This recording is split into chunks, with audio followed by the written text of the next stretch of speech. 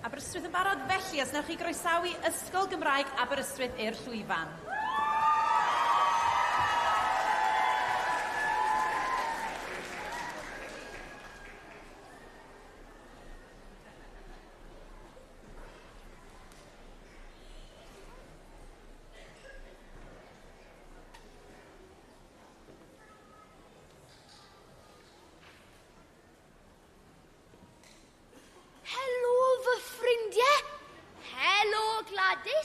Siwt wyt ti'n ei gadw?